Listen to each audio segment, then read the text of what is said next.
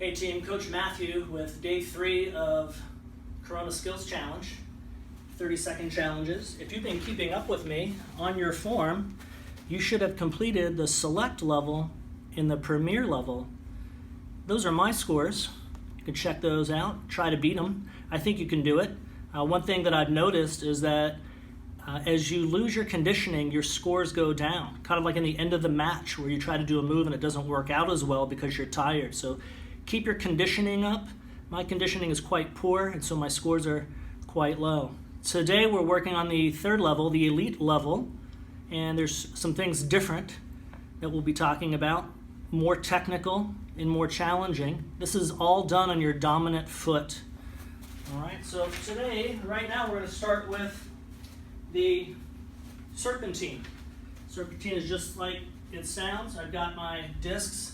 They're one large step, or about 3 feet apart. Every time I go through a disc, I count the cone, come down to the end and do a turn. That counts. If I miss a cone, I just don't count it. I don't stop. I just don't count it. Right? So I'm trying to do, I think it says 25 in 30 seconds. Control first, then speed, and then you would get your head up to make you a better player in the game. All right. The next activity can be pretty challenging. You need some space. So I've got discs that are 4 yards off of the wall. Right? So the first one is I'm just doing my in-step strike. And you'll notice what's different is that these are all one-step, one-touch strikes. If I've got to two-touch it, it doesn't count. Right? The challenge here is that the greater the distance, my strike has to be more perfect. Right? If it's not, the ball goes up in the air, or it comes back on an angle. So my technique has to be very strong. Body straight, leaning slightly over the ball, heel back, locked foot, bit of a follow through, and that'll get the ball back to me quickly.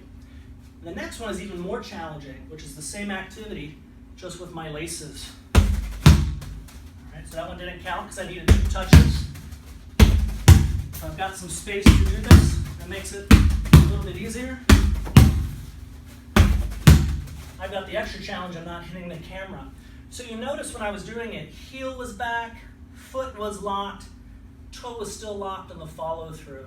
Right? Got to do it with confidence. If I do it this way, not confident. If I tuck my foot in, not confident. So I want to do it this way. Why? Well, this laces strike, as I said before, it's the hardest strike. You'll get the most power from it. Keeps the ball the lowest. Right? It's a little bit more difficult to hit it, right? But it's the most powerful. The other thing that I like about it is if I learn to shoot this way, and I'm right-footed, but now the ball is kind of on my midline, actually more towards my left foot. So I don't have to take a touch to move it, to strike it. Right? From here, I can hit the ball straight if I need to. I can hit it on the angle and bend it into the corner. All right? So it's a great way to learn to strike a ball. The next activity is just our juggling. The difference is I'm trying to get 50 in 30 seconds. So that should be a challenge for some of you. Notice that my juggles are low, my toe is up, so the ball rolls back to me. It hits the ground, it's okay, I just keep counting. If it hits my left foot, I just don't count that one. And that's how I get my juggles in. Now, one we haven't done before is working with the head, right? So here's the technique. Feet a little bit more than shoulder width apart. 1 foot forward, 1 foot back, so I've got balance in all directions. Here's where the head comes from the knees, right? Can't do it straight, the knees. Throw the ball up, head it, that's 1, 2, 3, 4, 5, 6. All right, 7, 8, 9. Working my way up. I believe it's 25 in 30 seconds. Check your form. The last activity, my favorite move, which is the Cruyff, named after Johan Cruyff, the famous Dutch player who took his style of total soccer to Spain. That's where we get tiki-taka soccer. Outstep, cut back. Outstep, cut back. Outstep, cut back. Every time I touch it out, that's 1, 2 for the move, 3, 4, 5, 6.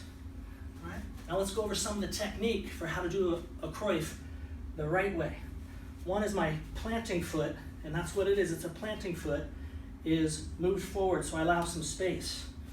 All right? I've got to move my foot forward to allow some space. Here's what I don't do. I don't put my foot in front of the ball. A good defender will see what's happening. There's only one way for you to go, and he'll tackle you hard, rob you of the ball. So you want to disguise it. This one looks like I'm about to shoot it. Then I do my Cruyff. Yes. All right? The other thing I don't want to do is keep my foot beside the ball, because then I'm going to have to do this, which is really more of a Ronaldo chop. Don't want to do the Ronaldo chop. Right? I want to do a Cruyff. All right? So foot forward.